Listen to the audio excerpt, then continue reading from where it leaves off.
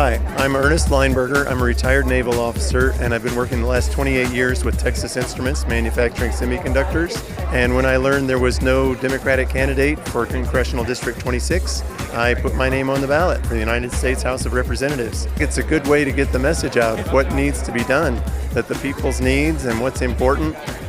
We hear too much about billionaires doing this and big people doing that, and I think the people's needs are what's important. I think Progress Texas is working hard to get that message out.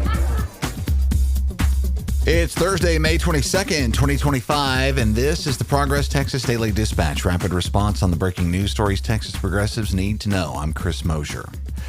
Thumbing the scales for the wealthy at the expense of the rest of us is not a new concept when Republicans are in charge, but the Trump spending bill passed in the U.S. House early this morning brings the GOP fleecing of America to all new heights. After an intense all-night session, as I'm recording this just a couple of hours ago at about 5 a.m. Central Time, the Republican-led U.S. House narrowly passed a major tax and spending bill aligning with Donald Trump's agenda, including tax breaks, increased military and border spending, and cuts to green energy incentives. David Morgan and Bo Erickson at Reuters say the bill passed on the narrowest of possible margins, 215 to 214, a margin of one single vote. All Democrats and two Republicans opposed.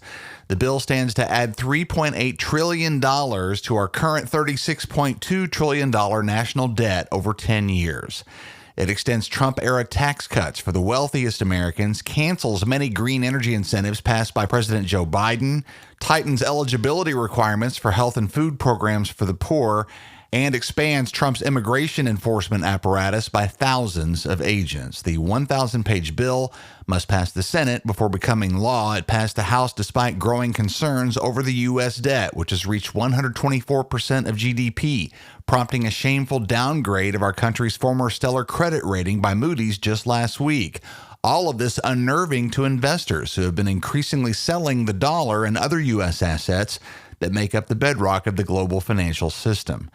Democrats in the U.S. House remained united against this bill and continue to remind Americans that it disproportionately benefits the wealthy while cutting benefits for working Americans. In fact, the Congressional Budget Office finds that it will reduce income for the poorest 10% of U.S. households while boosting income for the top 10%. Again, this has just happened, so responses on social media from Texas Democrats in Congress are still inbound. Dallas Congresswoman Jasmine Crockett, as I'm recording, has just now tweeted, quote, "The big beautiful bill ain't beautiful, it's bullshit."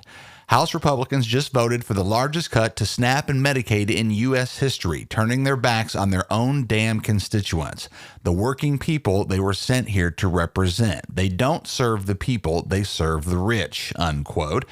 As Congressman Thomas Massie of Kentucky, one of the two Republicans to vote against this bill, puts it, quote, "We're not rearranging deck chairs on the Titanic tonight. We're putting coal in the boiler and setting a course for the iceberg," unquote. For folks in Houston and across Texas, insult is added to injury here. This contentious bill has been approved while Democrats are at a disadvantage, resulting from the deaths of 3 Democratic representatives in 2025. One of them, of course, Congressman Sylvester Turner of Houston, who passed away in March. As you'll recall, Governor Greg Abbott has claimed doubts about Houston and Harris County's elections apparatus in delaying the replacement of Turner, finally setting an election for November.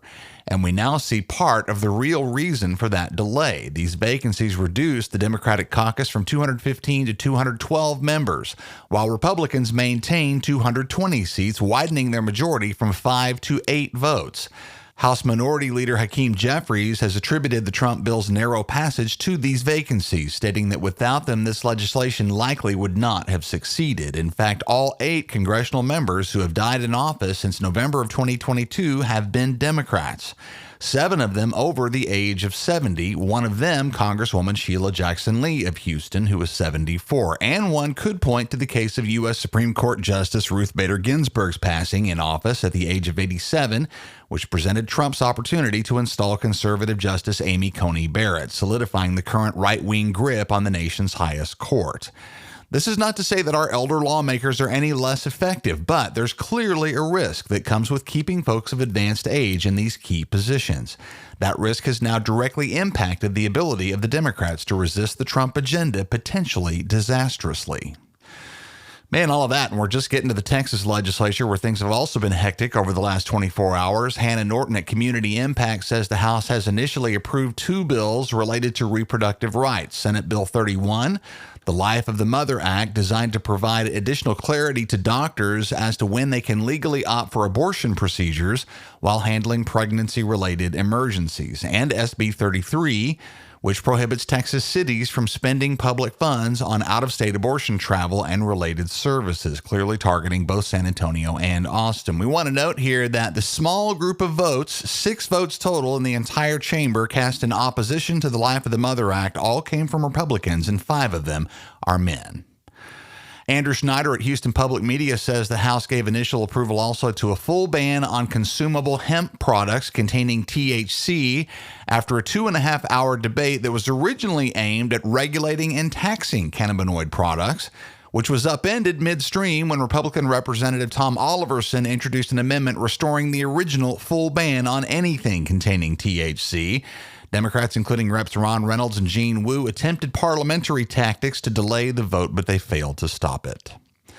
Andrew Wellman and Rachel Thomas at KSLA-TV in Northeast Texas write that the House passed a bill yesterday prohibiting people under age 18 from creating or using social media accounts. HB 186 aims to address the concern that social media has a negative impact on the mental health of young people. It passed overwhelmingly 116 to 25.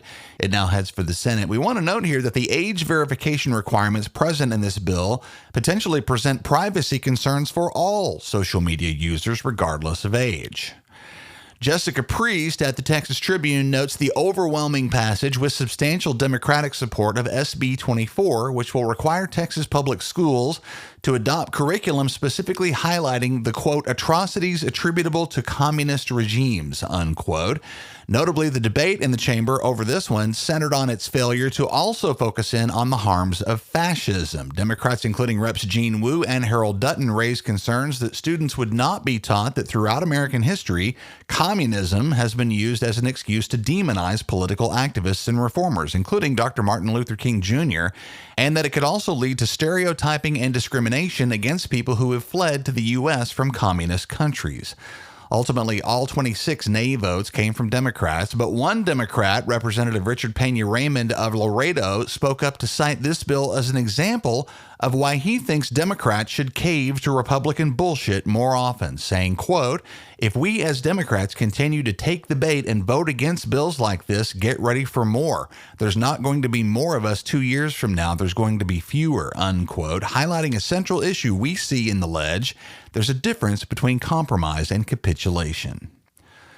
To wrap up here on Wednesday's Ledge Action, John C. Moritz and Alex Driggers at the Austin American-Statesman write that legislation that establishes a Texas Bitcoin reserve, formally recognizes handgun licenses issued by any state in the country, and cracks down on AI-generated child sexual abuse material are all headed to Governor Abbott's desk. SB 10, the bill requiring the 10 Commandments to be displayed in all Texas public school classrooms, was delayed by a point of order brought by Austin Democratic Representative James Tallarico, sending it back to the House Committee on Public Education, from which it is likely to return corrected.